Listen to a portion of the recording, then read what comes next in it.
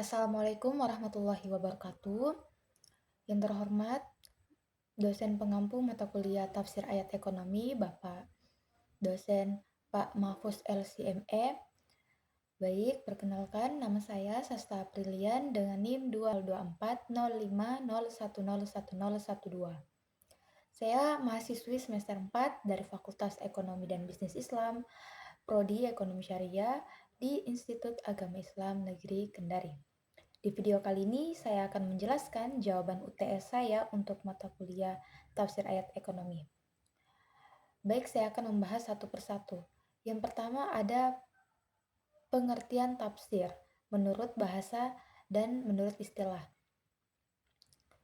Kalau dari segi bahasa, kata tafsir itu sebenarnya berasal dari kata fasara yufassiru tafsiran, yang artinya menjelaskan, menerangkan, dan membuka sesuatu yang tadinya tertutup. Sedangkan menurut istilah, para ulama, salah satunya Imam Al-Zarkashi, tafsir adalah ilmu untuk memahami Al-Quran yang diturunkan kepada Nabi Muhammad SAW. Tujuannya apa? Untuk menjelaskan makna-maknanya serta mengeluarkan hukum dan hikmah yang ada di dalam ayat-ayat tersebut. Jadi, tafsir ini ibaratnya kunci untuk kita membedah isi kandungan Al-Quran. Lalu ke pertanyaan kedua yaitu menjelaskan secara rinci mengenai urgensi tafsir dalam ekonomi dan bisnis atau dalam keuangan. Nah, seberapa penting sih tafsir ini untuk dunia ekonomi, bisnis, dan keuangan?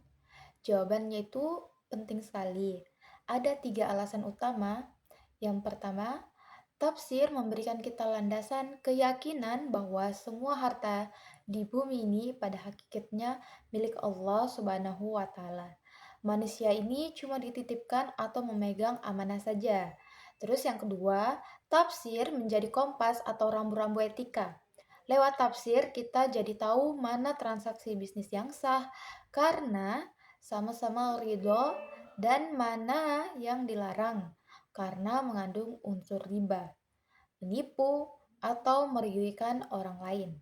Dan yang terakhir atau yang ketiga, tafsir atas ayat-ayat seperti zakat dan sedekah itu menjadi motor penggerak untuk menciptakan keadilan ekonomi di tengah masyarakat.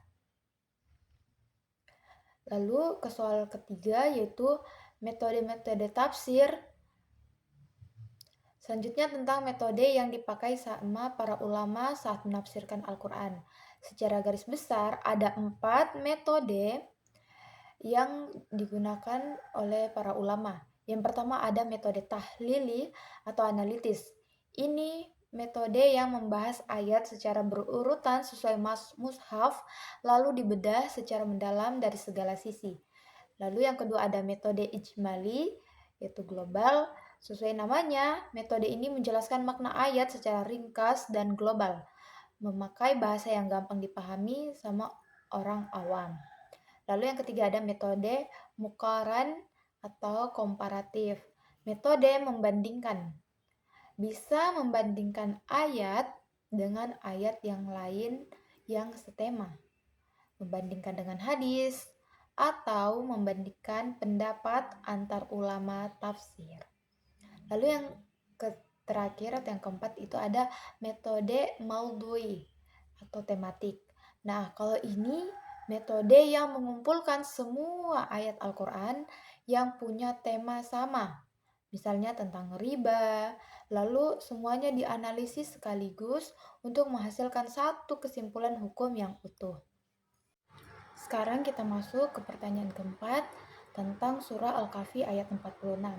Di ayat itu disebutkan potongan kalimat wal baqiyatus sholihah. Secara bahasa artinya adalah amalan-amalan saleh yang kekal dan abadi. Mayoritas ahli tafsir termasuk Ibnu Abbas menjelaskan kalau maknanya itu merujuk pada kalimat-kalimat thayyibah seperti subhanallah, alhamdulillah, la ilaha illallah, Allahu akbar dan semua jenis amal kebaikan yang pahalanya bakal terus mengalir sampai akhirat. Pesan ekonomi dari ayat ini sebenarnya menjadi pengingat yang menyentuh buat kita semua. Allah menyampaikan kalau harta kekayaan, bisnis, aset, bahkan anak cucu kita itu cuma perhiasan dunia yang sifatnya sementara saja. Islam sama sekali nggak melarang kita kaya atau berbisnis, tapi ayat ini mengingatkan jangan sampai kita lupa berinvestasi untuk akhirat lewat amal-amal soleh tadi. Terakhir, di nomor 5, kita akan membahas topik yang paling sering dibicarakan dalam ekonomi Islam, yaitu 4 fase pelarangan riba. Di sini kita bisa melihat betapa indahnya Al-Quran karena Allah melarang riba itu tidak sekaligus, tapi bertahap atau tadarruj, supaya masyarakat Arab zaman dahulu tidak kaget dan bisa beradaptasi. Ada fase pertama yaitu edukasi awal. Ada di Quran surah Ar-Rum ayat 39. Di sini belum ada larangan hukum sebab turunnya ayat ini. Sebab turunnya ayat ini adalah untuk menegur kebiasaan kaum Quraisy di Mekah yang suka memberi hadiah, tapi tujuannya pengen dapat balasan materi yang lebih banyak. Allah menegaskan kalau cara seperti itu tidak bernilai apa-apa di mata Allah. Beda dengan zakat yang murni karena Allah. Lalu fase kedua, sinyal peringatan. Ada di Quran surah An-Nisa ayat 160 sampai 161. Ayat yang turun di Madinah ini menceritakan kisah kaum Yahudi terdahulu yang ditimpa azab karena mereka nekat memakan riba, padahal sudah dilarang di kitab mereka. Ini jadi peringatan awal buat umat Islam agar jangan meniru perilaku tersebut. Yang ketiga, fase ketiga, larangan bersyarat. Ada di Quran surah Al-Imran ayat 130. Ayat ini turun pasca perang Uhud. Waktu itu ada kebiasaan jahiliyah, kalau utang jatuh tempo dan enggak bisa dibayar, maka jumlah utangnya akan dilipat gandakan secara ekstrim. Di fase inilah Allah tegas melarang riba yang sifatnya berlipat ganda atau ad-afan mudhafah. Lalu fase keempat, larangan total. Ada di Quran surah Al-Baqarah dari ayat 275 sampai 279. Ini adalah fase final, kejadian pasca Fatu Makkah di mana masih ada sebagian sahabat yang menagih sisa-sisa piutang riba mereka. Akhirnya Allah turunkan ayat ini untuk menghapus semua sisa riba secara total tanpa pengecualian.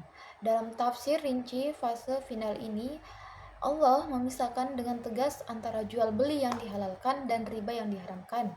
Bahkan di ayat 279 kalimatnya keras sekali. Allah memaklumkan perang dari Allah dan Rasulnya buat orang yang masih tidak mau meninggalkan riba.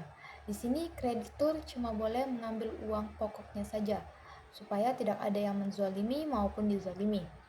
Sebagai penutup, contoh nyata atau implikasi praktis dari pelarangan riba ini di dunia keuangan modern sekarang itu ada yang pertama ada sistem bagi hasil. Mengganti sistem bunga tetap di bank konvensional dengan sistem bagi hasil keuntungan lewat akad mudharabah atau musyarakah. Lalu contoh kedua ada denda keterlambatan jadi dana sosial. Di perbankan syariah, kalau nasabah telat bayar dan kena denda, uang dendanya itu tidak boleh masuk ke kantong bank sebagai keuntungan. Uang itu wajib disalurkan untuk dana sosial umat agar tidak menjadi riba. Yang contoh ketiga ada akad jual beli murabahah. Lembaga keuangan syariah mengambil untung dari margin harga jual barang atau skema jual beli, bukan dari membungakan uang pinjaman tunai. Nah, itu tadi pemaparan jawaban UTS dari saya, kurang dan lebihnya saya mohon maaf. Terima kasih banyak atas perhatiannya. Wabillahi taufiq wal hidayah. Wassalamualaikum warahmatullahi wabarakatuh.